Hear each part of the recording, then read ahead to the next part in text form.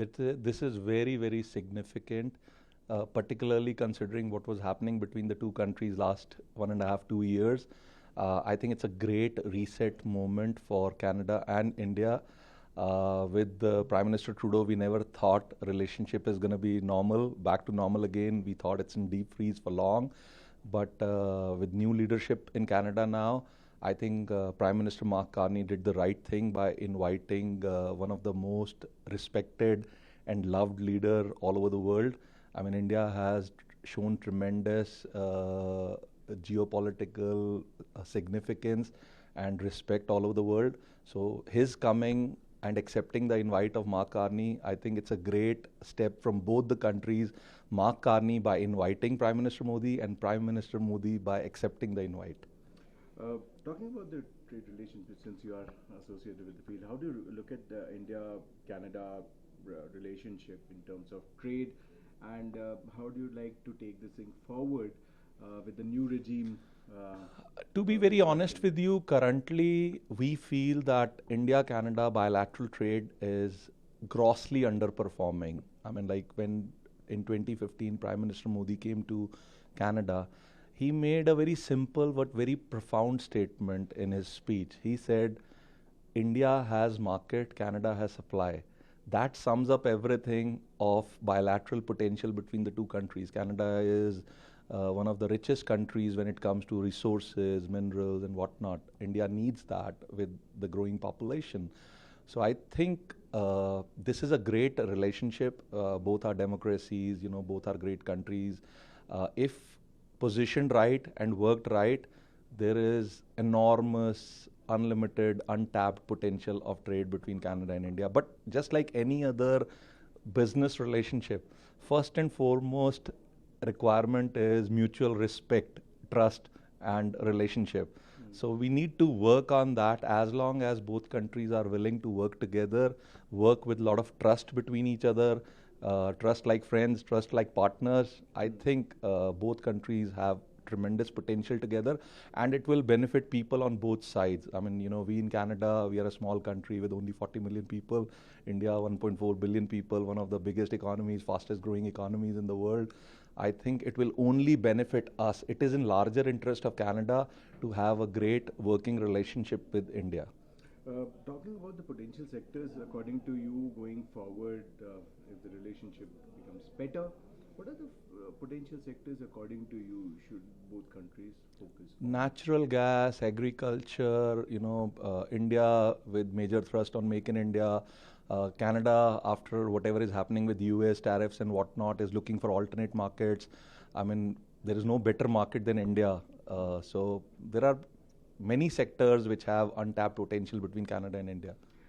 Regarding Canada and India, there's always a mention of the foreign interference, which has been talked about. Do you think that the foreign interference has been misused in Canada? I always say that foreign interference by certain fringe elements in Canada is being weaponized against Indo-Canadian community. So like to give you an example, like even during these current past elections, like a lot of good candidates were shot down by both parties just because, they speak for India and they are, I mean, we all are from India. So naturally we cannot cut our ties with India, right? But certain elements have been weaponizing this foreign interference issue. I mean, on a lighter note, there is foreign interference of India in Canada, but that is in the form of yoga, Ayurveda, all the good things Indians and India brings to Canada. And similarly, we are here, more than 100 nationalities people live in Canada, and they cannot cut their roots from their home countries. And they bring all the good things from their home countries into Canada. That is what makes Canada rich. That is what makes Canada diverse. That is what makes it a multicultural country where everybody aspires to. So we came here. I mean, we still feel Canada is one of the best places on the planet to raise your family, to live here. And foreign interference is grossly misused. And I think my humble request to leadership on both sides is, this is a serious issue which needs to be addressed very seriously. This foreign interference is being grossly misused and weaponized by certain elements against people who wish well for Canada, who wish well for India. They want both countries to work together, realize the true potential. That is the only interference they want. This will be the last question. Of course, the national security is very important. Do you think that those aspects needs to be ironed out, sorted out first, then only the trade can prosper between the two countries? Because this has been the talking point for both the countries for a while. Do you think that should be the priority to sort out before having a great trade relationship? Of course, I mean, lately, whatever we see on the ground in Canada, there are certain ideologies which have been promoted, which have been encouraged, which have also got patronage from certain political parties in Canada, which has hurt the relationship. It is in larger interest of the world today to work against extremism, terrorism. It's not related to any specific country as such.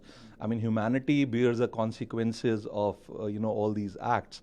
So I think it is in larger interest of every country, and every country should work collectively together to work on these issues rather than thinking that it is India's issue and it is not our issue.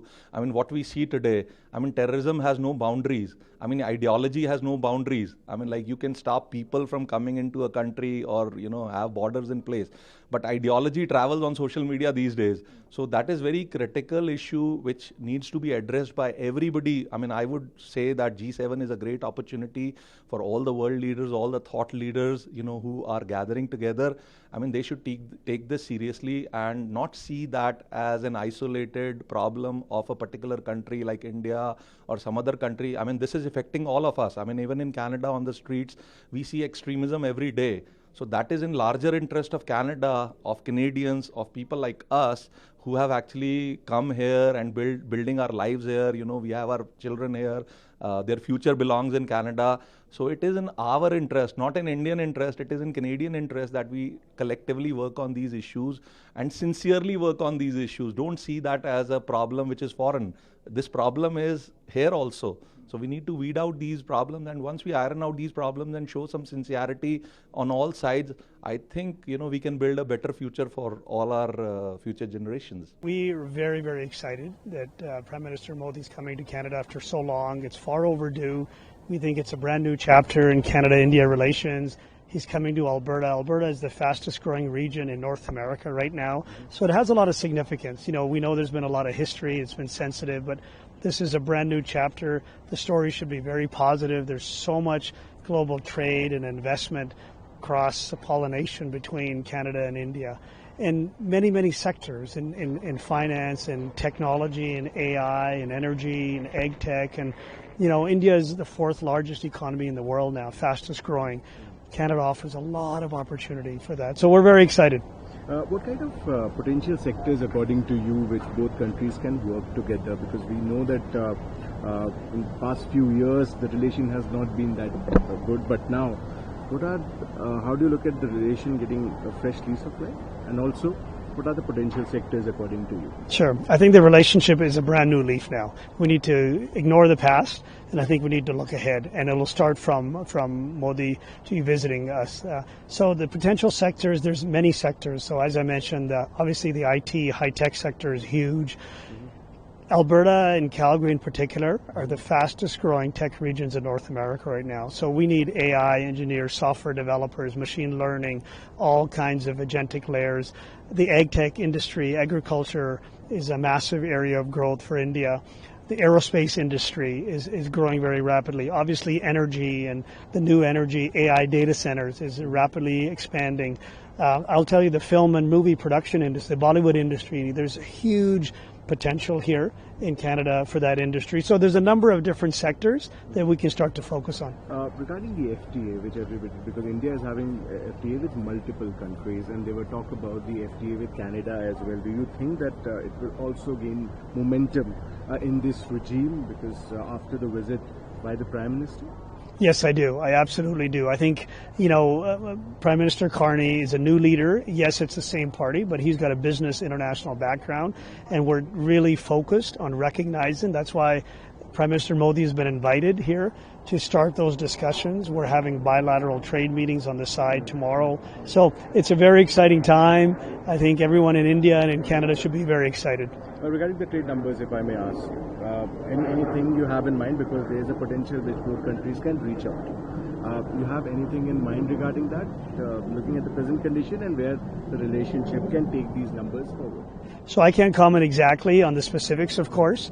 That's between the two leaders, but I can tell you the heart and minds are in the right place on both sides, and we absolutely are optimistic that we'll reach an agreement. Last up, of course, regarding the India-Canada relationship, how would you like to take this thing forward? What are the aspects which both countries should now address?